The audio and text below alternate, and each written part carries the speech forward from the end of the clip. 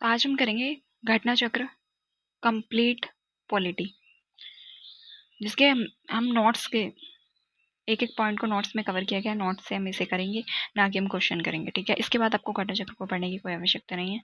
आपने अगर एक बार घटना चक्र पढ़ा किया तो रिवीजन के लिए ये नोट्स और ये क्लास आपके लिए बहुत ज़्यादा इंपॉर्टेंट होने वाली है। तो लास्ट तक जरूर देखना, आने वाले हर एग्जाम के लिए बहुत इंपॉर्टेंट होने वाली है। इससे बाहर आपका कोई क्वेश्चन नहीं जाएगा, ये मेरी गारंटी है, अगर आप इसे अच्छे से कर लेते हैं तो चलिए स्टार्ट करते हैं।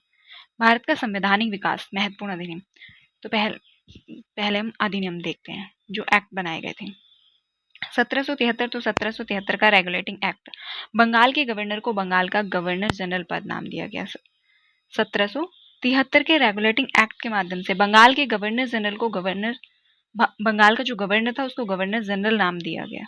गवर्नर जनरल की सहायता के लिए क्या करा गया, एक 4 सदस्य कार्यकारी परिषद का गठन किया गया जो उसकी सहायता कर सके।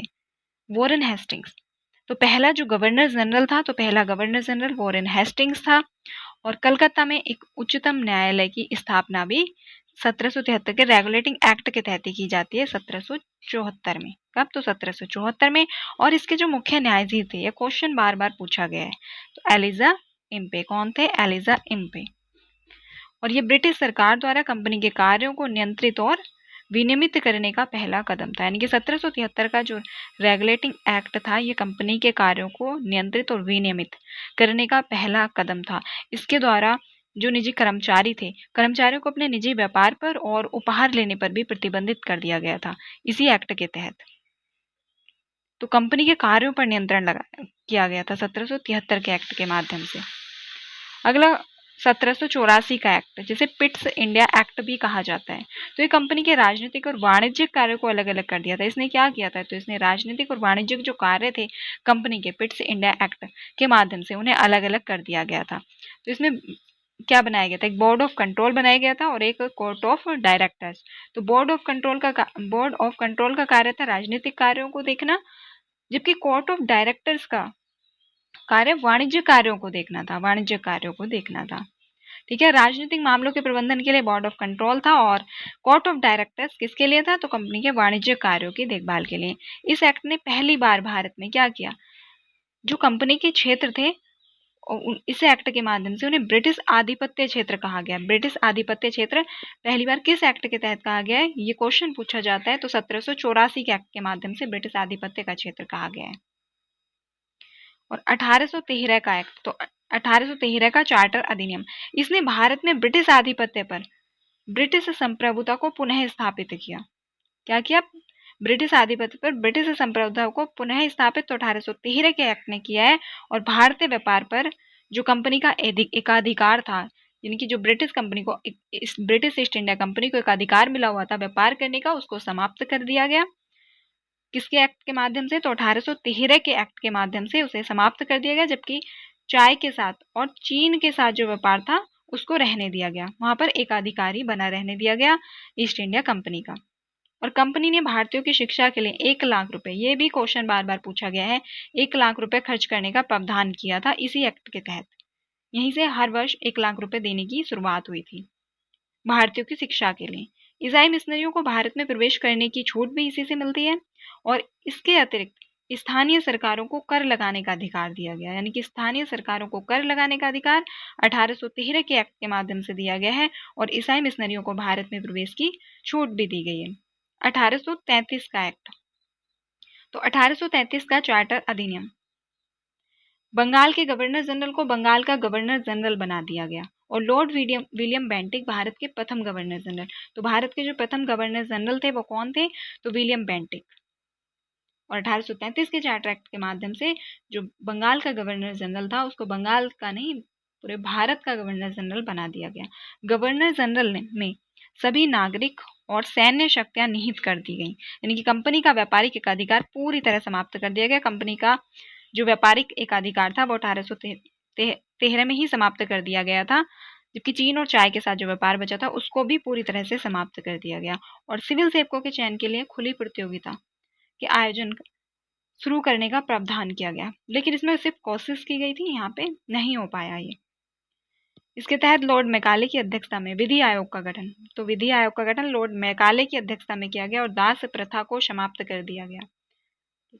दास प्रथा को समाप्त किया गया 1833 के एक्ट के माध्यम से दास प्रथा को समाप्त किया गया और मैकाले की अध्यक्षता में एक विधि आयोग का गठन भी किया गया।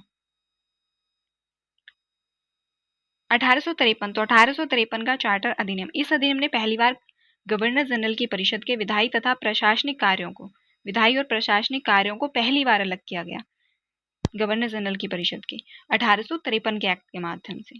और इसने पहली बार भारतीय केंद्रीय विधान परिषद में स्थानीय प्रतिनिधित्व शुरू किया था। क्या शुरू किया था? तो स्थानीय प्रतिनिधित्व शुरू किया था। और इसने सिविल सेवकों की भर्ती तथा चयन के लिए खुली प्रतियोगिता व्यवस्था, तो खुली प्रतियोगिता और चयन के लिए प्रतियोगिता की जो शुरुआत की गई वो 1853 में की गई, लेकिन कोशिश 1833 में भी की गई थी, लेकिन वहां पे कुछ कारणों से शुरू नहीं हो पाया, कुछ विरोध के कारण। 1858, तो 1858 का भारत शासन अधिनियम, इस कानून ने ईस्ट इंडिया कंपनी को समाप्त कर दिया तथा ईस्ट इंडिया कंपनी की सभी शक्तियां ब्रिटिश राजशाही को हस्तांतरित कर दी गई। भारत में राज्य सचिव नाम का एक नया पद, तो एक नए पद की शुरुआत की गई। भारत में राज्य सचिव की शुरुआत की गई। और राज्य सचिव के पास भारतीय प्रशासन पर पूर्ण नियंत्रण की शक्ति नहीं थी, यानी कि राज्य सचिव के पास भारत को पूर्ण नियंत्रित करने की शक्ति भी थी। इस अधिनियम के साथ ही गवर्नर जनरल का जो पदनाम था, तो गवर्नर जनरल से क्या कर दिया गया? तो वायसराय, गवर्नर जनरल से वायसराय कर दिया गया, जो ब्रिटिश क्राउन का सीधा प्रतिनिधि होता था। लॉर्ड कैनिंग भारत के पहले वायसराय थे। क्या थे? तो लॉर्ड कैनिंग भारत के पहले वायसराय थे।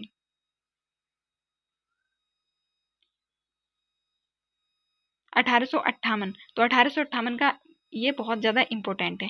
इसी के तहत पील कमीशन आया था। पील कमीशन के द्वारा जो सेना का गठन था वो कम किया गया था, भारतीयों को कम रखा गया था उसी में।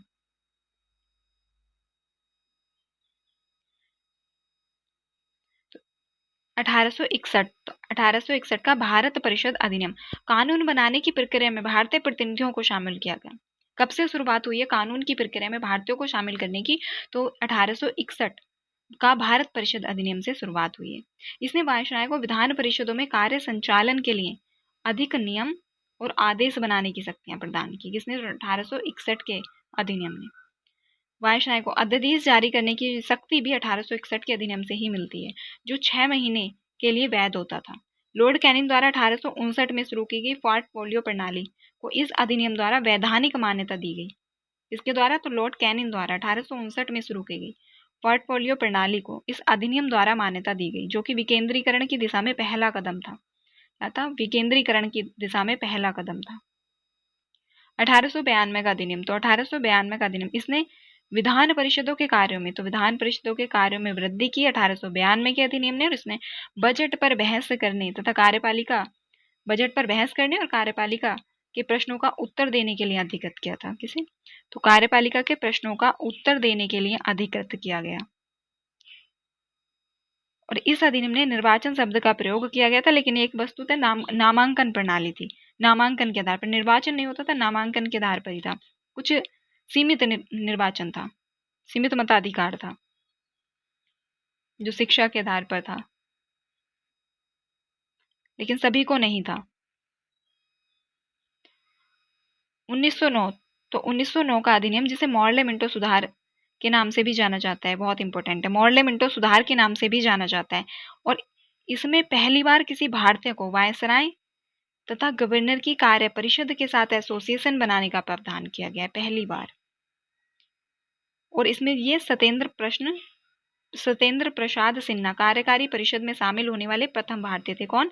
सत्येंद्र प्रसाद सिन्हा कानूनी सदस्य के तौर पर प्रथम सदस्य थे। और मुसलमानों के लिए पृथक निर्वाचन का जो प्रावधान किया गया था वो भी 1909 के मॉर्ले मिंटो सुधार के तहत ही किया गया था। अब आता है 1919 का भारत शासन अधिनियम। 1919 मॉन्टेग्यू चेम्सफोर्ड सुधार के नाम से भी इसको जाना जाता है। इसे मॉन्टेग्यू चेम्सफोर्ड सुधार भी कहा जाता है। और इसने केंद्रीय तथा प्रांतीय विधान परिषदों के आकार में क्या की? इसने आकार में वृद्धि की और बजट पर पूरक प्रश्न पूछने की अनुमति भी दी। यानी कि बजट पर बहस करने और प्रश्न पूछने की अनुमति तो 1800 इसमें भी मिल चुकी थी, 1892 वाले अधिनियम में भी, लेकिन वहाँ पे सीमित अधिकार था, वहाँ पे पूरक प्रश्न पूछने की अनुमति नहीं थी। पूरक प्रश्न पूछने की अनुमति 1919 में मिली है। और इसके द्वारा प्रांतों में द्वैध शासन प्रणाली लागू की गई। प्रांतीय विषयों को दो पार्ट में बांटा गया, हस्तांतरित और आरक्षित। हस्तांतरित और आरक्षित में बांटा गया है, विषयों में बांटा गया। लोक सेवा आयोग का गठन करने का प्रस्ताव भी 1919 के अधिनियम में दिया गया और इसकी स्थापना तो 1926 में हुई थी और 1922 में भारत में परीक्षा शुरू हो गई थी। इसने सांप्रदायिक आधार पर सिखों, ईसाइयों, आंग्ल भारतीयों तथा यूरोपियों के लिए भी पृथक निर्वाचन के सिद्धांत को लागू किया। यानी कि जो पृथक निर्वाचन का सिद्धांत 1909 में शुरू हो चुका था मुस्लिमों के लिए, उसका इसमें विस्तार कर दिया गया 1919 में। ठीक, इसने सिखों, ईसाइयों, आंग्ल भारतीयों, यूरोपियों सभी के लिए पृथक निर्वाचन के सिद्धांत को लागू किया और इसके द्वारा एक वैधानिक आयोग का भी गठन किया गया। किसका? वैधानिक आयोग का भी गठन किया गया। अब आता है 1935 का भारत शासन अधिनियम 1935। ये बहुत ज्यादा इंपॉर्टेंट है, भारतीय संविधान में सबसे ज्यादा जो प्रावधान है वो 1935 से ही लिए गए हैं। इसने केंद्र में द्वैध शासन की स्थापना की और प्रांतों में द्वैध शासन को समाप्त कर दिया। यानी कि प्रांतों में द्वैध शासन को समाप्त कर केंद्र में द्वैध शासन की स्थापना की, जबकि 1919 के द्वारा प्रांतों में द्वैध शासन शुरू किया गया था। इसके तहत 1937 में एक संघीय न्यायालय की स्थापना की गई। किसकी? तो संघीय न्यायालय की स्थापना की गई और इसने इंग्लैंड में स्थित भारत परिषद को समाप्त कर दिया और अखिल भारतीय संघ की स्थापना। तो अखिल भारतीय संघ की स्थापना भी 1935 के अधिनियम के द्वारा हुई है। देश की मुद्रा तथा साख पर नियंत्रण के लिए भारतीय रिजर्व बैंक की स्थापना। तो भारतीय रिजर्व बैंक की स्थापना भी 1935 के अधिनियम के तहत 1937 में हुई है। केंद्र तथा राज्यों के बीच शक्तियों का विभाजन 3 सूचियों यानी कि संघ सूची, राज्य सूची और संवर्ती सूची के आधार पर किया गया था। शक्तियों का जो विभाजन है, और इसने दलित वर्गों, मजदूर वर्ग तथा महिलाओं के लिए अलग निर्वाचन की व्यवस्था कर सांप्रदायिक प्रतिनिधित्व का विस्तार किया। जो 1919 में शुरू हुआ, पहले उसका विस्तार होता है 1919 में। जो सिख, आंग्ल ईसाइयों तथा आंग्ल भारतीयों, ईसाइयों, मुस्लिमों के लिए 1909 में हो चुका था। सबके लिए 1919 में उसका विस्तार किया गया, जबकि 1935 में फिर से उसका विस्तार किया गया। यहाँ पे मजदूर वर्ग, दलित वर्ग और महिलाओं के लिए विस्तार कर दिया गया। भारतीय स्वतंत्रता अधिनियम 1947 एवं संविधान सभा का गठन। तो भारतीय स्वतंत्रता अधिनियम 1947, इसे माउंटबेटन योजना भी कहा जाता है। क्या? माउंटबेटन योजना। 15 अगस्त 1947 को ब्रिटिश शासन समाप्त कर भारत को एक स्वतंत्र और संप्रभु राष्ट्र घोषित किया गया। भारत का विभाजन कर इसे 2 स्वतंत्र डोमिनियनों, भारत और पाकिस्तान में बांट दिया गया। ब्रिटेन में भारत सचिव का पद समाप्त कर दिया गया, यानी कि जो भारत सचिव का पद 1858 के अधिनियम के तहत बनाया गया था, उसे समाप्त कर दिया गया, भारत सचिव के पद को। 15 अगस्त 1947 से भारतीय रियासतों पर ब्रिटिश संप्रभुता की समाप्ति की घोषणा की गई। अब आते हैं संविधान सभा। तो संविधान सभा का गठन, भारतीय संविधान सभा का निर्माण करने वाली संविधान सभा का गठन, जिसने भारतीय संविधान का निर्माण किया। तो उस संविधान सभा का जो गठन है वो जुलाई 1946 में किया गया। किसके? तो कैबिनेट मिशन की रिपोर्ट के आधार पर किया गया था। Cabinet mission. संविधान सभा की कुल सदस्य संख्या, तो कैबिनेट मिशन, ठीक, जुलाई 1946 में जो कैबिनेट मिशन आया था उसी के आधार पर किया गया। और संविधान सभा की कुल सदस्य संख्या 389 निश्चित की गई थी। कितनी थी? 389 निश्चित की गई थी, जिनमें 292 ब्रिटिश प्रांतों के प्रतिनिधि थे, 4 चीफ कमिश्नर क्षेत्रों के प्रतिनिधि थे और 93 देशी रियासतों के प्रतिनिधि थे। जबकि संविधान सभा का चुनाव किस आधार पर किया गया था? तो प्रादेशिक विधानसभाओं यानी कि केवल निम्न सदन प्रादेशिक विधानसभाओं के सदस्यों द्वारा अप्रत्यक्ष रूप से किया गया था, ना कि प्रत्यक्ष रूप से। किसके? तो अप्रत्यक्ष रूप से किया गया था। और संविधान सभा की जो पहली बैठक थी वो 9 दिसंबर 1946 को संपन्न हुई थी। 9 दिसंबर 1946 को, जिसका मुस्लिम लीग ने बहिष्कार किया था। डॉक्टर सच्चिदानंद सिन्हा को सर्वसम्मति से संविधान सभा का अस्थायी अध्यक्ष चुना गया। डॉक्टर सच्चिदानंद सिन्हा को सर्वसम्मति से संविधान सभा का अस्थायी अध्यक्ष चुना गया। 11 दिसंबर 1946 को डॉक्टर राजेंद्र प्रसाद को संविधान सभा का स्थायी अध्यक्ष चुना गया। यानी कि पहली बैठक में अस्थायी अध्यक्ष सच्चिदानंद सिन्हा को चुना गया, उसके बाद 11 दिसंबर को स्थायी अध्यक्ष डॉक्टर राजेंद्र प्रसाद को चुना गया।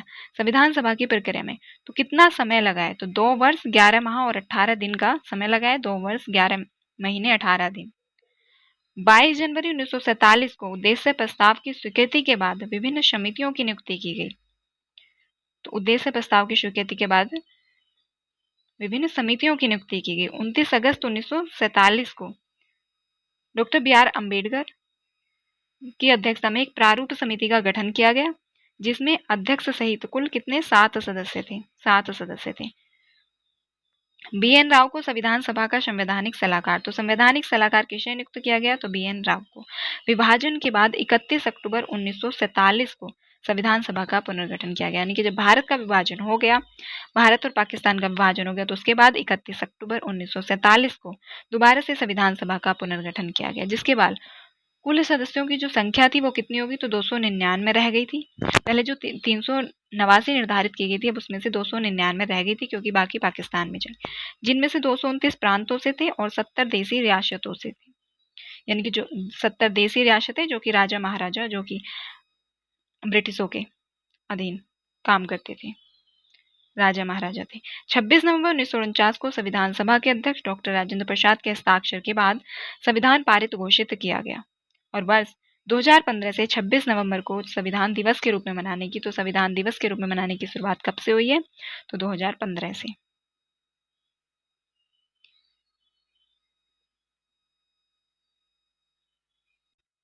भारतीय संविधान की प्रमुख समितियां एवं उनके अध्यक्ष। संचालन समिति डॉक्टर राजेंद्र प्रसाद। प्रारूप समिति, तो प्रारूप समिति के अध्यक्ष डॉक्टर भीमराव अंबेडकर। संघ शक्ति समिति पंडित जवाहरलाल नेहरू। संघ संविधान समिति, तो पंडित जवाहरलाल नेहरू, यानी कि संघ शक्ति समिति और संघ संविधान समिति दोनों ही पंडित जवाहरलाल नेहरू।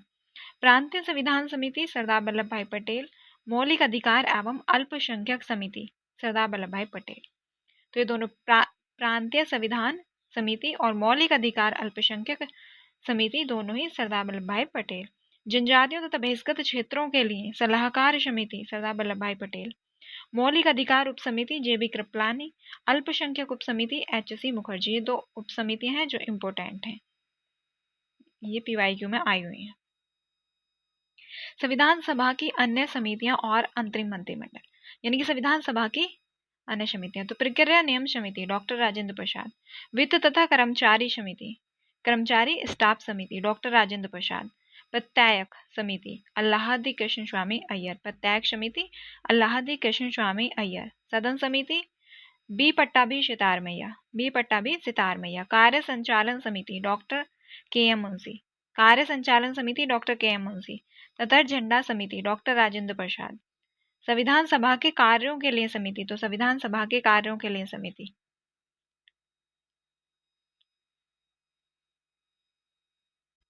संविधान सभा के कार्यों के लिए समिति जीवी मावलंकर। सर्वोच्च न्यायालय के लिए तथर्थ समिति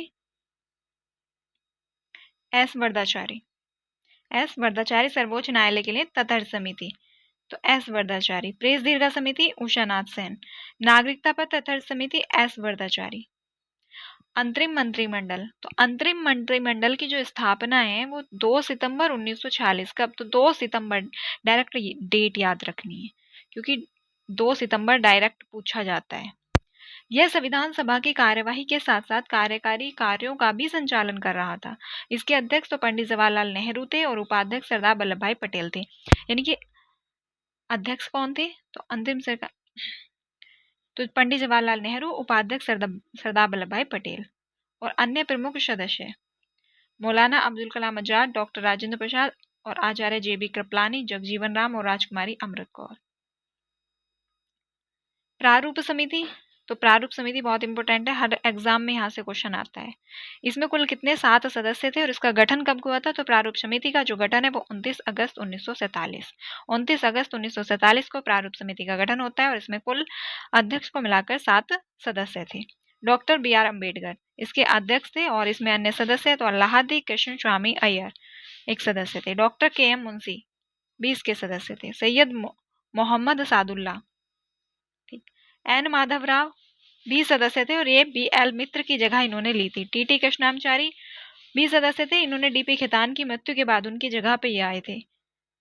और एन गोपालास्वामी अयंगर भी सदस्य थे और के एम मुंशी एकमात्र कांग्रेस पार्टी के एकमात्र मंत्री थे, कांग्रेस पार्टी के एकमात्र मंत्री, ठीक, के एम मुंशी। और ये बहुत इंपॉर्टेंट हो जाता है। प्रारूप समिति ने 2.5 वर्ष 11 महीने और 18 दिन के कठिन परिश्रम के बाद संविधान का प्रारूप तैयार किया था। तो स्वतंत्रता के पूर्व गठित अंतरिम मंत्रिमंडल तथा स्वतंत्र भारत का प्रथम मंत्रिमंडल, तो अंतरिम मंत्रिमंडल और प्रथम मंत्रिमंडल, तो किसके पास कौन सा विभाग था?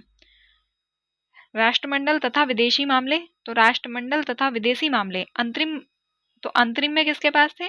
जवाहरलाल नेहरू, जवाहरलाल नेहरू। और प्रथम मंत्रिमंडल में भी है, स्वतंत्र में भी जवाहरलाल नेहरू। गृह सूचना एवं प्रसारण सरदार वल्लभ भाई पटेल, और यहाँ पे भी सरदार वल्लभ भाई पटेल। खाद्य एवं कृषि, तो खाद्य एवं कृषि डॉक्टर राजेंद्र प्रसाद, डॉक्टर राजेंद्र प्रसाद। यानी कि तीनों जो अंतिम में थे वही स्वतंत्र में भी रहे। विधि में जोगेंद्रनाथ मंडल, जो अंतरिम में थे, लेकिन स्वतंत्र, जब स्वतंत्र प्रथम मंत्रिमंडल बना तो डॉक्टर भीमराव अंबेडकर। रक्षा सरदार बलदेव सिंह, और स्वतंत्र में भी सरदार बलदेव सिंह। कार्य खान एवं ऊर्जा, तो कार्य खान एवं ऊर्जा CH भाभा। VN गाडगिल, यहाँ पे VN गाडगिल हो गए थे। और इन्हें इस प्रकार से लिखा गया ताकि आपको कंपैरिजन करके पढ़ने में आसानी रहे और याद अच्छे से हो सके। श्रम विभाग जगजीवन राम और जगजीवन राम, ठीक है। तो अंतरिम में भी और स्वतंत्र में भी जगजीवन राम ही रहे, श्रम विभाग जगजीवन राम के पास ही रहा है। वाणिज्य विभाग II चुंद्रीकर, और यहाँ पे CH भाभा हो गए थे।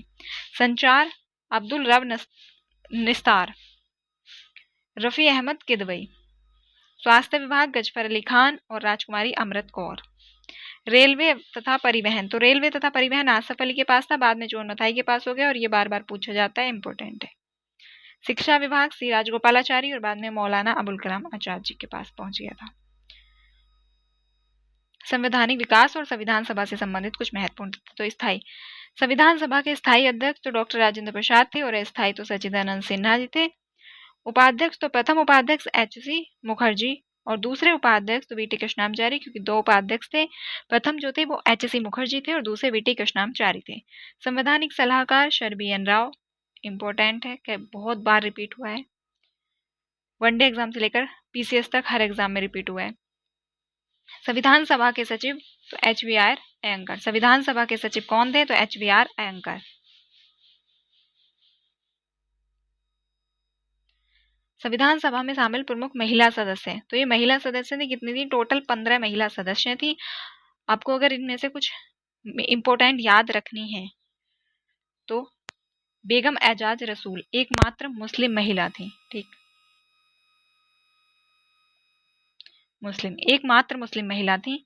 सबसे ज्यादा इंपॉर्टेंट यही है, यही पूछा जाता है एग्जाम में, बाकी देख सबको लेते हैं। विजयलक्ष्मी पंडित जो कि यूपी से थी, हंसा मेहता, सरोजनी नायडू, सुचेता कृपलानी, कमला चौधरी, रेणुका राय, मालती चौधरी, दक्षायनी वेलायुधन, पूर्णिमा बनर्जी, लीला राय, दुर्गाबाई देशमुख, राजकुमारी अमृत कौर, बेगम एजाज रसूल, और एनी मस्लिन, अम्मू स्वामीनाथन।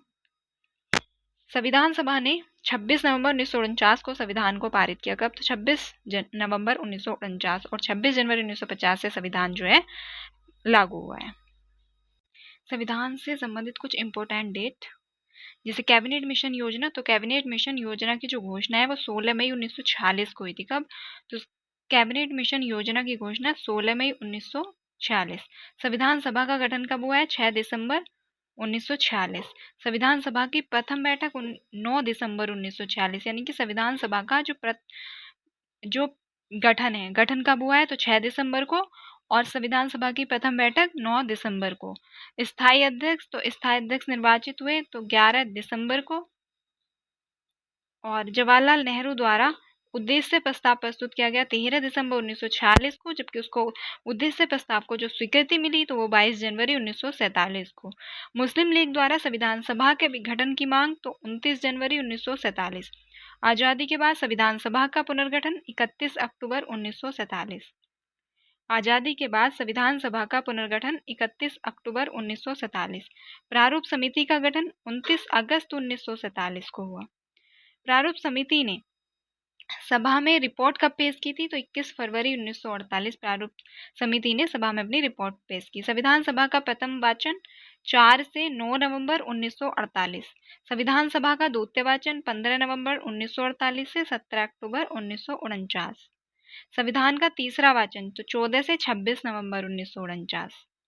तीसरा वाचन 14 से 26 नवंबर 1949, यानी कि पहला तो 4 से 9 नवंबर 1948, दूसरा वाचन तो 15 नवंबर से 1948 से 17 अक्टूबर 1949। ये सबसे ज़्यादा लंबे टाइम चला है। और तीसरा वाचन 14 से 26 नवंबर 1949, और संविधान सभा द्वारा संविधान पारित कब हुआ, तो 26 नवंबर 1949 को संविधान सभा द्वारा संविधान पारित हुआ। संविधान सभा की अंतिम बैठक 24 जनवरी 1950 को हुई और संविधान को लागू किया गया है तो 26 जनवरी को। स्वतंत्रता के पूर्व अंतरिम मंत्रिमंडल में वित्त मंत्री तो लियाकत अली थे, और स्वतंत्र भारत के प्रथम मंत्रिमंडल में वित्त मंत्री R.K. शटमुगन शेट्टी थे। संविधान सभा से संबंधित कुछ महत्वपूर्ण थे, तो संविधान सभा का जो चिन्ह था वो हाथी था। हाथी संविधान सभा का चिन्ह था, और संविधान सभा के मुख्य प्रारूपकार S.N. मुखर्जी थे। संविधान के सुलेखक कौन थे, तो सुलेखन किसने किया है, तो प्रेम बिहारी नारायण रायजादा। संविधान के मूल संस्करण का हिंदी सुलेखन वसंत कृष्ण वैद। संविधान के मूल संस्करण का सौंदर्यीकरण तो नंदलाल बोस एवं VR सिन्हा के द्वारा किया गया है। सौंदर्यीकरण यानी कि उसको सजावट जो की गई, जो सजाया गया है, वो नंदलाल बोस एवं VR सिन्हा के द्वारा। राष्ट्रीय ध्वज को कब अपनाया गया, तो 22 जुलाई 1947 को राष्ट्रीय ध्वज को अपनाया गया। और राष्ट्रमंडल में भारत ने सदस्यता कब ज्ञान की, तो मई 1949 राष्ट्रमंडल में भारत की सदस्यता। राष्ट्रगान तो जनगण मन को कब अपनाया गया है, 24 जनवरी को। जनगण मन को 24 जनवरी को अपनाया गया है। और राष्ट्रगीत को 24 जनवरी 1950 को अपनाया गया है। डॉक्टर राजेंद्र प्रसाद का प्रथम राष्ट्रपति के रूप में चुनाव तो 24 जनवरी 1950 को। कब, तो 24 जनवरी 1950 को। विभिन्न देशों के संविधान से लिए गए कुछ प्रावधान बहुत इंपॉर्टेंट है, क्योंकि यहाँ से हर एग्जाम में क्वेश्चन आता है, चाहे कोई भी एग्जाम हो, वनडे एग्जाम से लेकर स्टेट PCS तक हर एग्जाम में आता है। संयुक्त राज्य अमेरिका तो प्रस्तावना के शब्द हम भारत के लोग, मूल अधिकार, स्वतंत्र न्यायपालिका, न्यायिक पुनरावलोकन प्रणाली, सर्वोच्च एवं उच्च न्यायालय के हाईकोर्ट एवं सुप्रीम कोर्ट के न्यायाधीशों को जो हटाने की प्रक्रिया है, कहाँ से ली गई है सब, संयुक्त राज्य अमेरिका USA से। राष्ट्रपति पर महाभियोग, जनहित याचिका, उपराष्ट्रपति का पद और विधि की प्रक्रिया, इन सबको कहाँ से लिया गया है, तो इन सबको लिया गया है संयुक्त राज्य अमेरिका यानी कि USA के संविधान से। ब्रिटेन से क्या क्या लिया गया है, तो ब्रिटेन से विधि का शासन, विधि द्वारा स्थापित शासन नहीं है, विधि द्वारा स्थापित। जापान से लिया गया है विधि का शासन। संसदीय शासन प्रणाली यानी कि संसदीय शासन प्रणाली और एकल नागरिकता भारत में ब्रिटेन की तरह है, जबकि अमेरिका में दोहरी नागरिकता है। द्विसदनीय व्यवस्था, विधि निर्माण की प्रक्रिया, सर्वाधिक मत के आधार पर चुनाव जीत का निर्णय, और विधायिका में अध्यक्ष पद की भूमिका और संसदीय विशेषाधिकार, इन सबको ब्रिटेन के संविधान से लिया गया है। दक्षिण अफ्रीका तो संविधान संशोधन की प्रक्रिया, राज्यसभा के सदस्यों का निर्वाचन, इन सबको दक्षिण अफ्रीका से लिया गया है। संविधान संशोधन की प्रक्रिया और राज्यसभा के सदस्यों का निर्वाचन। कनाडा से क्या क्या लिया गया है, तो सशक्त केंद्र के साथ संघीय व्यवस्था, बहुत इंपॉर्टेंट है, बार बार रिपीट होता है, बार बार पूछा जाता है।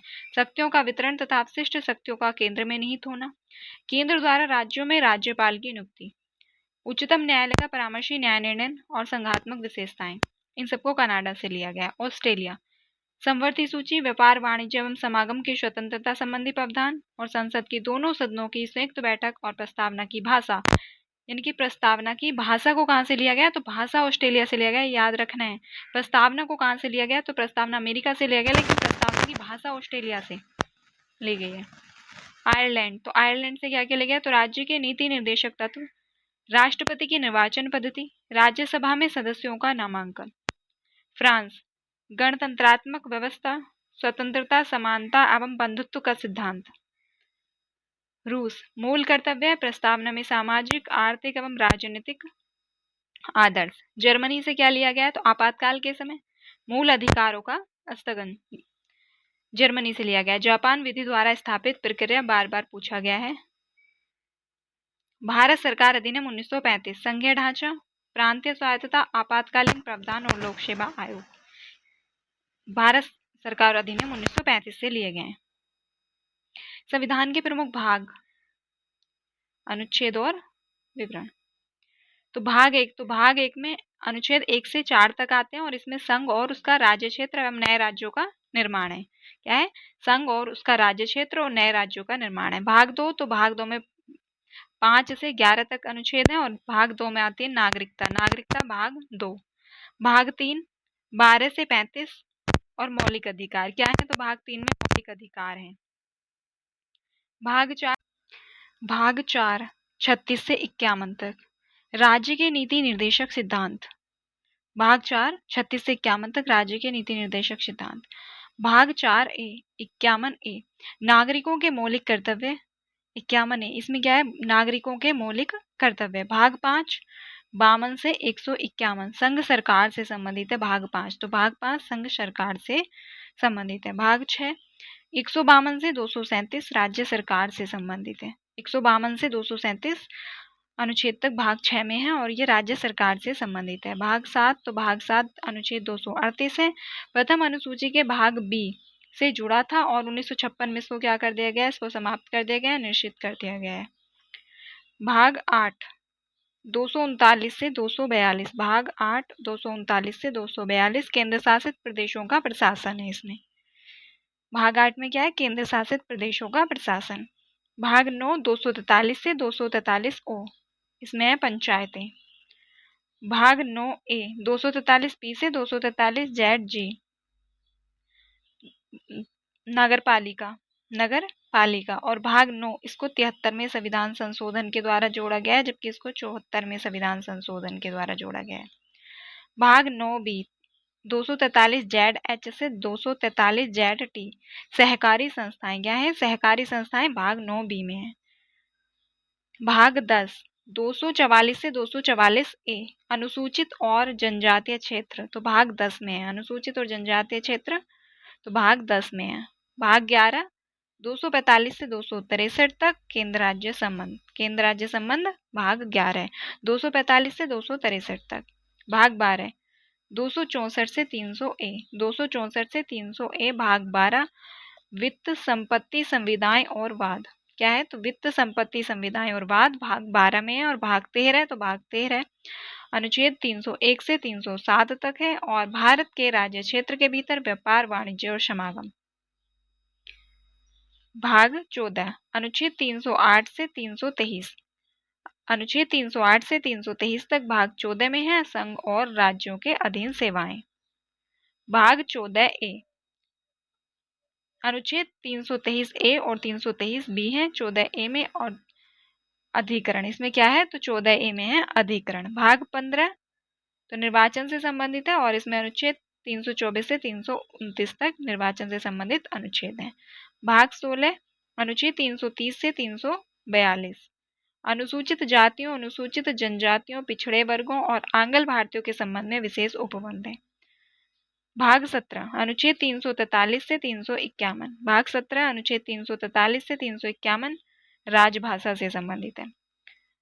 भाग 18 अनुच्छेद 352 से 360 आपात उपबंध।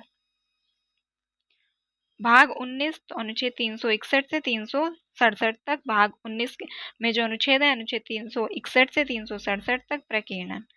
भाग 20 अनुच्छेद 368 संविधान संशोधन, तो ये इंपॉर्टेंट है, यही पूछा जाता है यहाँ बस। भाग 21 अनुच्छेद 369 से 392 अस्थायी संक्रमणकालीन और विशेष उपबंध, तो भाग 21 में है। भाग 22 तो भाग 22 में अनुच्छेद 393 से 395 संक्षिप्त नाम प्रारंभ, हिंदी में प्राधिकृत पाठ और निरसन। अब आते हैं अनुसूचियां। तो पहली अनुसूची राज्यों के नाम और उनके राज्य क्षेत्र एवं संघ राज्य क्षेत्रों के नाम और उनकी सीमाएं पहली अनुसूची में है। तो दूसरी अनुसूची राष्ट्रपति, राज्यपाल, लोकसभा और राज्य विधानसभाओं के अध्यक्ष, उपाध्यक्ष, राज्यसभा, राज्य विधान परिषदों के सभापति, उपसभापति, सर्वोच्च न्यायालय और उच्च न्यायालय, हाईकोर्ट और सुप्रीम कोर्ट के न्यायाधीश, भारत का नियंत्रक एवं महालेखा परीक्षक पदाधिकारियों के वेतन, भत्ते और पेंशन। यानी कि क्या है? तो दूसरी अनुसूची में है वेतन, भत्ते और पेंशन। तीसरी अनुसूची में संघीय मंत्री, उच्चतम और उच्च न्यायालय के न्यायाधीश आदि के लिए शपथ और प्रतिज्ञा। यानी कि शपथ तीसरी में है और वेतन भत्ते दूसरी में है। चौथी अनुसूची, तो चौथी अनुसूची में राज्यों और केंद्र शासित प्रदेशों के लिए राज्यसभा में स्थानों का आवंटन। तो राज्यसभा में सीटों का जो स्थानों का जो आवंटन है वो चौथी अनुसूची में है। पांचवी अनुसूची, अनुसूचित क्षेत्रों, अनुसूचित जनजातियों के प्रशासन और नियंत्रण से संबंधित उपबंध है। छठी अनुसूची, असम, मेघालय, त्रिपुरा और मिजोरम राज्यों के जनजातीय क्षेत्रों के प्रशासन के विषय में उपबंध है छठी अनुसूची में। सातवीं, संघ सूची, राज्य सूची और समवर्ती सूची के विषय में प्रावधान संघ सूची, राज्य सूची और समवर्ती सूची सातवीं अनुसूची में है। आठवीं अनुसूची, संविधान द्वारा मान्यता प्राप्त 22 भाषाएं, तो आठवीं अनुसूची में है 22 भाषाएं, इसमें इंग्लिश नहीं है। नौवीं अनुसूची, भूमि सुधार कानून, संपत्ति के अधिग्रहण आदि विषयों का उल्लेख है नौवीं अनुसूची में। दसवीं अनुसूची, दल बदल कानून, तो 10वीं में दल बदल कानून का प्रावधान है, दल बदल विरोधी कानून 10वीं अनुसूची। 11वीं अनुसूची, इसे 73वें संविधान संशोधन 1992 द्वारा शामिल किया गया, जिसमें कितने 29 विषय हैं शामिल किए गए हैं, और इस संशोधन द्वारा पंचायतों की शक्तियों व उत्तरदायित्व निर्धारित किए गए हैं। 12वीं अनुसूची, इसमें 74वें संविधान संशोधन 1992 द्वारा शामिल किया गया है 12वीं अनुसूची। 12वीं अनुसूची, इसमें कितने तो 18 विषय हैं, जबकि 11वीं अनुसूची में 29 विषय हैं। 12वीं अनुसूची को 74वें संविधान संशोधन के द्वारा शामिल किया गया है और 1992 द्वारा ये जोड़ी है। नगर पालिकाओं की शक्तियों व उत्तरदायित्वों को निर्धारित करता है 12वीं अनुसूची, निर्धारित करती है। और 12वीं अनुसूची में जो 18 विषय हैं वो कौन से हैं, क्योंकि ये कभी कभी क्वेश्चन बनता है, यूपी विशेष में कम बनता है, किसी वनडे एग्जाम्स में ज्यादा बनता है। शहरी योजना, भूमि का उपयोग विनियमन, आर्थिक एवं सामाजिक विकास, सड़कें एवं पुल, जल आपूर्ति, सार्वजनिक स्वास्थ्य स्वच्छता, अग्निशमन सेवाएं, शहरी वानिकी, पर्यावरण संरक्षण, कमजोर वर्गों का संरक्षण, शहरी गरीबी उन्मूलन, झुग्गी झोपड़ी सुधार, शहरी सुविधाएं, सांस्कृतिक शैक्षणिक पहलें, पशु चिकित्सा सेवाएं, जन्म मृत्यु पंजीकरण, सार्वजनिक संपत्ति संरक्षण, मृत पशुओं का निपटान और कब्रिस्तान शमशान घाट। 8वीं अनुसूची में 22 भाषाएं हैं, तो 8वीं अनुसूची में क्या है 22 भाषाएं हैं, वो कौन सी हैं, तो असमिया, बांग्ला, गुजराती, हिंदी, कन्नड़, कश्मीरी, कोंकणी, मलयालम, मणिपुरी, मराठी, नेपाली, बोडो, पंजाबी, संस्कृत, हिंदी, तमिल, तेलुगु, उर्दू, डोंगरी, मैथिली, संथाली और ओडिया। तो किसमें 8वीं अनुसूची में 22 भाषाएं हैं, और जबकि मूल रूप से कितनी थी, तो 8वीं अनुसूची में जो मूल रूप से भाषाएं थी वो 14 भाषाएं थी और वर्तमान में 22 हैं, और इंग्लिश इसमें शामिल नहीं है, इंग्लिश इसमें शामिल नहीं है। 21वें संविधान संशोधन 1967 के द्वारा सिंधी भाषा को 8वीं अनुसूची में किसको जोड़ा गया है, तो सिंधी को जोड़ा गया है। 71वें संविधान संशोधन 1992 के द्वारा कोंकणी, मणिपुरी और नेपाली, कौन सी, तो कोंकणी, मणिपुरी और नेपाली।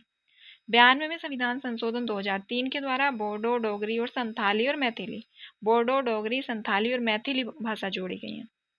96वें संविधान संशोधन 2011 के द्वारा कोई भाषा जोड़ी नहीं गई है, बल्कि ओरिया को नाम चेंज करके ओरिया का ओडिया कर दिया गया है। भारतीय संविधान की प्रस्तावना, तो हमारी जो प्रस्तावना है उसका आधार क्या है, तो नेहरू द्वारा प्रस्तुत जो उद्देश्य प्रस्ताव था के आदर्श प्रस्तुत किए गए थे, उन्हीं को जो है संविधान की प्रस्तावना में शामिल कर लिया गया, उसी के आधार पर प्रस्तावना बनी है।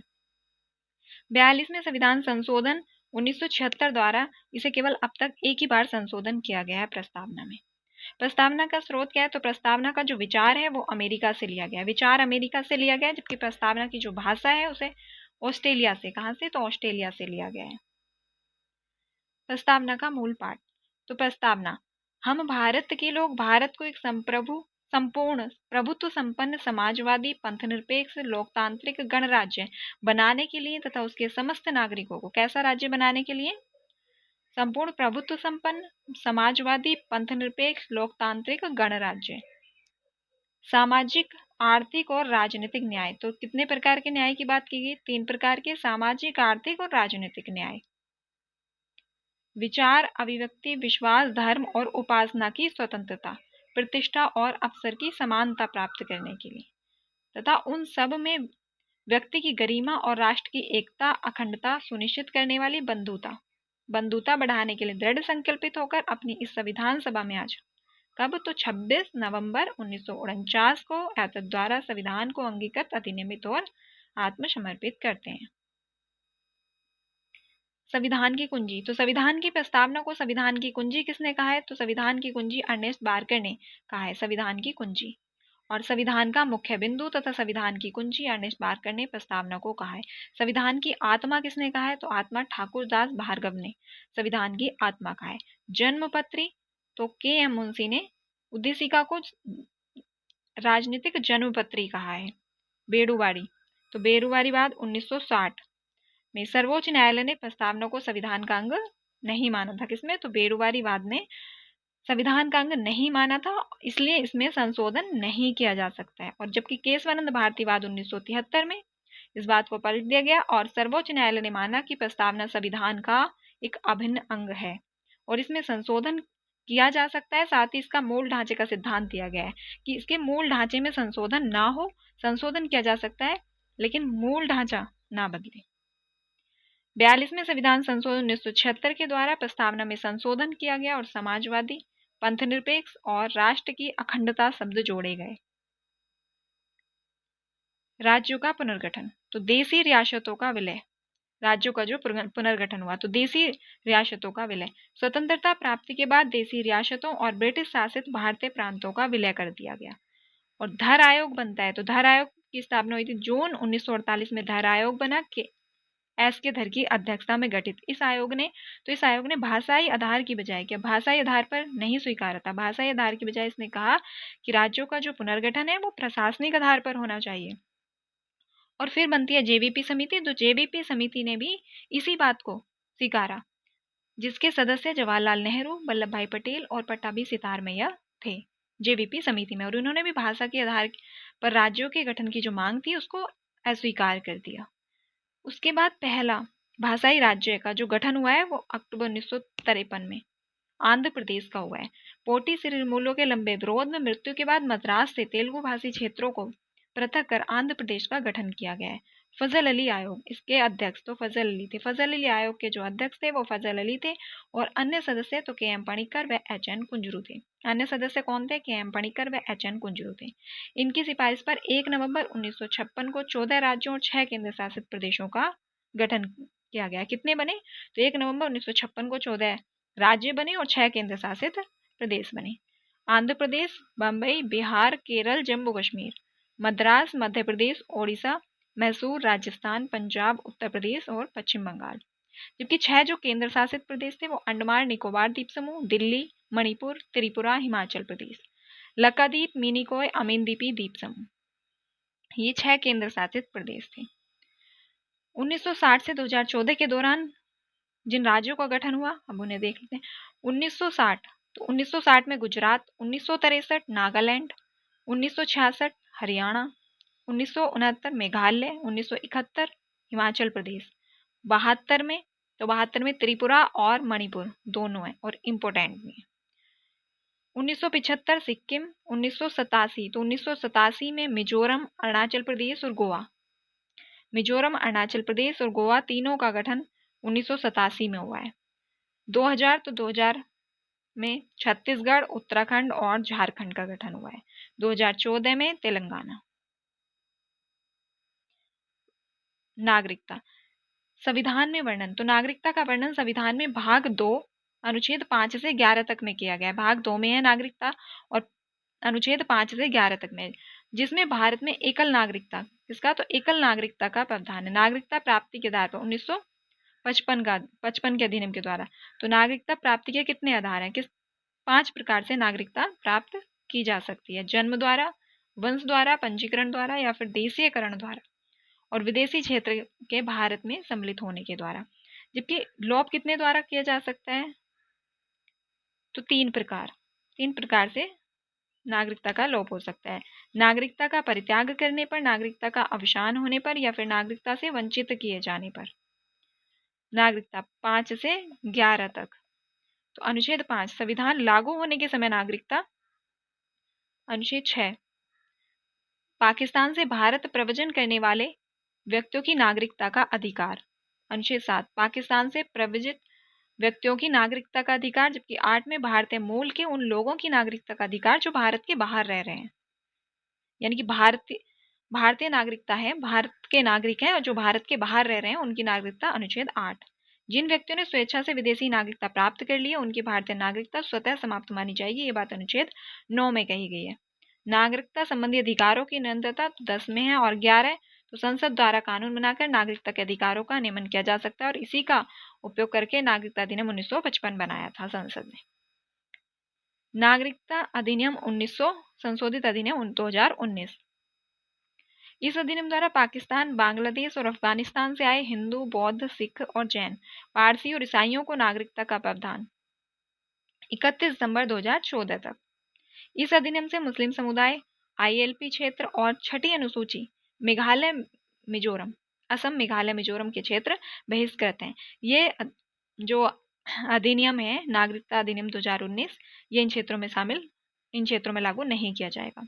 नागरिकता संबंधी तो लक्ष्मीमल सिंघवी समिति दोहरी नागरिकता से संबंधित है। किससे? तो दोहरी नागरिकता से, क्योंकि भारत में एकल नागरिकता का प्रावधान है। भारतीय संविधान में एकल नागरिकता का प्रावधान ब्रिटेन से, कहां से? तो ब्रिटेन से लिया गया है।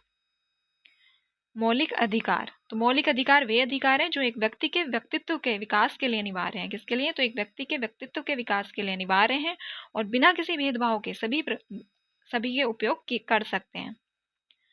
भारत में मौलिक अधिकारों के संदर्भ में 1925 तो 1925 में श्रीमती एनी बेसेंट के कॉन्क्लेव ऑफ इंडिया बिल तथा 1928 की नेहरू रिपोर्ट में प्रावधान किया गया था।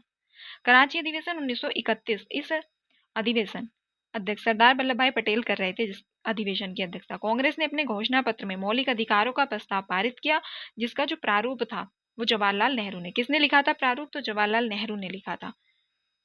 न्याय संगत प्रगति, ये अधिकार जो है ये अधिकार न्याय संगत है, आवश्यकता पड़ने पर न्यायालय द्वारा लागू कराए जा सकते हैं। यदि आपके मौलिक अधिकारों का हनन होता है तो आप न्यायालय जा सकते हैं। संपत्ति का अधिकार 1978 में 44वें संविधान संशोधन द्वारा संपत्ति के अधिकार को अनुच्छेद 19(1) से हटाकर अनुच्छेद 300A में रख दिया गया। अब यह केवल एक कानूनी अधिकार है। संविधान की गारंटी, भारतीय संविधान में 6 मौलिक अधिकारों की गारंटी देता है। मूल संविधान में 7 थे, जबकि 44वें संविधान संशोधन के द्वारा संपत्ति के अधिकार को हटा दिया गया है। 6 मौलिक अधिकार कौन से हैं? समानता का अधिकार 14 से 18, स्वतंत्रता का अधिकार 19 से 22, शोषण के विरुद्ध अधिकार 23-24, धर्म की स्वतंत्रता का अधिकार 25 से 28, सांस्कृतिक और शैक्षणिक अधिकार 29-30 और संवैधानिक उपचारों का अधिकार अनुच्छेद। मौलिक अधिकार 12 से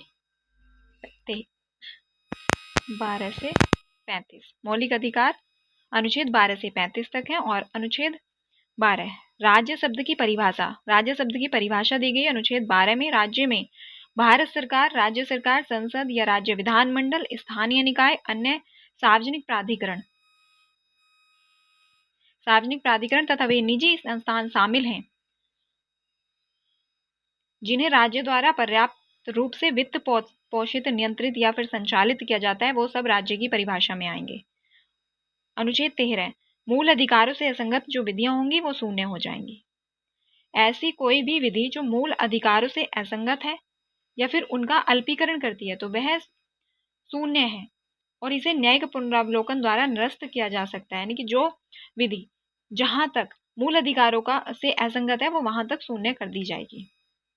अनुच्छेद 14 विधि के समक्ष समानता, राज्य किसी व्यक्ति को विधि के समक्ष समानता या फिर विधियों के समान संरक्षण से वंचित नहीं करेगा। अनुच्छेद 14। अनुच्छेद 15 भेदभाव का निषेध, राज्य, धर्म, मूल वंश, जाति, लिंग या फिर जन्म स्थान के आधार पर किसी नागरिक के साथ कोई भेदभाव नहीं करेगा। ये बात 15 में है। अनुच्छेद 16 अवसर की समानता, लोक नियोजन के विषय में सभी नागरिकों के लिए अवसर की समानता है। लोक नियोजन के विषय में अवसर की सभी को समानता होगी, किसी प्रकार का भेदभाव नहीं किया जाएगा। अनुच्छेद 17 अस्पृश्यता का अंत, अस्पृश्यता का अंत किया जाता है और इसका किसी भी रूप में आचरण निषिद्ध है। अनुच्छेद 18 उपाधियों का अंत, राज्य कोई उपाधि प्रदान नहीं करेगा, न ही किसी विदेशी राज्य से कोई उपाधि स्वीकार करेगा। अनुच्छेद 19 विचार, वाक और अभिव्यक्ति की स्वतंत्रता, सभी नागरिकों को विचार, वाक और अभिव्यक्ति की स्वतंत्रता का अधिकार है। विचार और अभिव्यक्ति की स्वतंत्रता का अधिकार है अनुच्छेद 19। और इसमें प्रेस की स्वतंत्रता भी 19(1)(a) में दी गई है। अनुच्छेद 20 अपराध के लिए दोष सिद्धि के संबंध में, किसी भी व्यक्ति को अपराध के लिए दोष सिद्धि के संबंध में निम्न से संरक्षण है, यानी कि पूर्वव्यापी दंड से संरक्षण, किसी पूर्वव्यापी दंड नहीं दिया जा सकता किसी पूर्व किए गए अपराध के लिए, और द्विगुण यानी कि 2 बार दंड नहीं दिया जा सकता। अगर एक बार दिया जा चुका है तो किसी दूसरे कानून के आधार पर दोबारा नहीं दिया जा सकता है। आत्मदोषारोपण के लिए बाध्य नहीं किया जाएगा, अपने विरुद्ध गवाह बनने के लिए बाध्य नहीं किया जाएगा। अनुच्छेद 21 प्राण और दैहिक स्वतंत्रता का संरक्षण, राज्य किसी भी व्यक्ति को विधि द्वारा स्थापित प्रक्रिया के अनुसार छोड़कर उसके प्राण या फिर दैहिक स्वतंत्रता से वंचित नहीं करेगा। अनुच्छेद 21(a) शिक्षा का अधिकार, 6 से 14 वर्ष तक की आयु के सभी बच्चों के लिए निःशुल्क और अनिवार्य शिक्षा का प्रावधान किया गया है। 86वें संविधान संशोधन 2002 के द्वारा इसको जोड़ा गया है। अनुच्छेद 22 गिरफ्तारी और निरोध से संरक्षण, कुछ दशाओं में गिरफ्तारी एवं निरोध से संरक्षण का अधिकार है। अनुच्छेद 23 बलात्श्रम एवं मानव के दुर्व्यवहार का निषेध, बलात्श्रम और मानव दुर्व्यवहार यानी कि मानव तस्करी का निषेध करता है और इस प्रकार किसी भी कार्य का उल्लंघन दंडनीय अपराध होगा। अनुच्छेद 24 बालकों का शोषण के विरुद्ध संरक्षण, 14 वर्ष से कम आयु के बच्चों को कारखानों में कार्य पर रोक है, 14 वर्ष से कम कारखानों में रोक। अनुच्छेद 25 धर्म की स्वतंत्रता, अंतःकरण और धर्म के बाद रूप से मानने, आचरण करने और प्रचार करने की स्वतंत्रता अनुच्छेद 25 में है, अनुच्छेद 25 में है। जबकि धार्मिक कार्यों के प्रबंधन की स्वतंत्रता 26 में है और धार्मिक कार्यों के लिए करों से मुक्ति 27 में है। और 28 तो शैक्षणिक संस्थाओं में धार्मिक शिक्षा, क्योंकि राज्य निधि से पूर्णतः संचालित शैक्षणिक संस्थानों में धार्मिक शिक्षा देने से संबंधित प्रावधान है। और 29 अल्पसंख्यक वर्गों के हितों का संरक्षण, अल्पसंख्यक वर्गों की भाषा, लिपि और संस्कृति के संरक्षण का अधिकार। अनुच्छेद 30 अल्पसंख्यक वर्गों का शैक्षणिक अधिकार, अल्पसंख्यक वर्गों को शिक्षण संस्थानों की स्थापना और प्रशासन का अधिकार। अनुच्छेद 32 संवैधानिक उपचारों का अधिकार, मूल अधिकारों के उल्लंघन की स्थिति में सर्वोच्च न्यायालय के समक्ष जाने और न्यायिक रिट प्राप्त करने का अधिकार है। 33 सशस्त्र बलों आदि के सदस्यों के मूल अधिकारों पर प्रतिबंध, संसद द्वारा सशस्त्र बलों, पुलिस बलों आदि के सदस्यों के मूल अधिकारों पर युक्त प्रतिबंध लगाया जा सकता है। अनुच्छेद 34 सेना विधि प्रवृत्त क्षेत्र में अधिकारों पर निर्बंधन, जब किसी क्षेत्र में सेना विधि प्रवृत्त है तब इस भाग द्वारा प्रदत्त अधिकारों पर निर्बंधन लगाया जा सकता है, यानी कि मौलिक अधिकारों पर भी प्रतिबंधन लगाया जा सकता है। अनुच्छेद 35 इस भाग के उपबंधों को प्रभावी करने का विधान, तो इस भाग में निहित उपबंधों को प्रभावी करने के लिए संसद आवश्यक विधि बना सकती है। संसद के पास यह अधिकार है कि वो कोई विधि बना सकती है। केवल भारतीय नागरिकों को प्राप्त मूल अधिकार, अनुच्छेद 15, 16, 19, 29 और 30 ये केवल भारतीयों को प्राप्त है। धर्म, मूल, जाति, लिंग, जन्मस्थान के आधार पर विभेद, लोक नियोजन के विषय में अवसर की समानता, वाक एवं अभिव्यक्ति शांतिपूर्ण और शस्त्र रहित सम्मेलन करने, संघ और सहकारी समिति बनाने, भारत के राज्य क्षेत्र में आवास, संचरण और बसने तथा व्यापार करने की स्वतंत्रता, ये केवल भारतीयों को प्राप्त है। 29 में अल्पसंख्यक वर्गों के हितों का संरक्षण और शिक्षण संस्थानों की स्थापना और प्रशासन करने का अल्पसंख्यक वर्गों का अधिकार भारतीय एवं विदेशी दोनों को प्राप्त है। तो 14, 20, 21, 21(a), 22, 23, 24, 25, 26, 27, 28 ये सभी को प्राप्त है। 14 विधि के समक्ष समानता और विधियों का समान संरक्षण, 20 अपराधों के लिए दोष सिद्धि के संबंध में संरक्षण, 21 जीवन का अधिकार, 21(a) शिक्षा का अधिकार, 22 कुछ दशाओं में गिरफ्तारी एवं निरोध से संरक्षण, 23, 24 शोषण के विरुद्ध अधिकार, 25, 26 और 27, 28 धर्म एवं संस्कृति की स्वतंत्रता का अधिकार। संसद और प्रशासन संबंधी अनुच्छेद तो अनुच्छेद 33 संसद द्वारा सशस्त्र बलों, पुलिस बलों आदि के सदस्यों मूल अधिकारों पर युक्त प्रतिबंध लगाता है। जबकि 34 जब किसी क्षेत्र में सेना विधि प्रवृत्त हो तब इस भाग द्वारा प्रदत्त अधिकारों पर निर्बंधन लगाया जा सकता है। अनुच्छेद 35 तो इस भाग के उपबंधों को प्रभावी करने का विधान। संवैधानिक उपचारों का अधिकार अनुच्छेद 32 में और इसके अंतर्गत मूल अधिकारों को लागू करने के लिए सर्वोच्च न्यायालय की न्यायिक रिट जारी करता है। बंदी प्रत्यक्षीकरण कितने तो ये रिट जारी करता है, बंदी प्रत्यक्षीकरण, परमादेश, प्रतिषेध, अधिकार परीक्षा और उत्प्रेक्षण। न्यायिक रेट। परमादेश, यह उस समय जारी किया जाता है जब कोई पदाधिकारी अपने सार्वजनिक कर्तव्य का निर्वाह नहीं कर रहा हो। तो कौन सी परमादेश रेट जारी की जाती है? के ऊपर है ये। बंदी प्रत्यक्षीकरण, जब किसी व्यक्ति को अवैध रूप से बंदी बनाया जाता है तो न्यायालय बंदी बनाने वाले व्यक्ति को आदेश देता है कि वह बंदी को न्यायालय के समक्ष प्रस्तुत करे। कितने? तो 24 घंटे में। 24 घंटे में। प्रतिषेध, यह निचले न्यायालय को ऐसे कार्य करने से रोकता है जो उसके अधिकार क्षेत्र से बाहर है। अधिकार प्रचार, यह किसी व्यक्ति को उस सार्वजनिक कार्यालय में काम करने से मना करता है जिसके लिए वह योग्य नहीं है। अपने अधिकार क्षेत्र से बाहर जाकर अगर कोई जिसके पास उच्च कार्य का अधिकार नहीं है। उत्प्रेक्षण, इसके द्वारा अधीनस्थ न्यायालयों को निर्देश दिया जाता है कि जो मामले उनके अधिकार क्षेत्र में नहीं है उन्हें वरिष्ठ न्यायालय को भेज दें। यह कार्य पूरा होने के बाद जारी किया जाता है।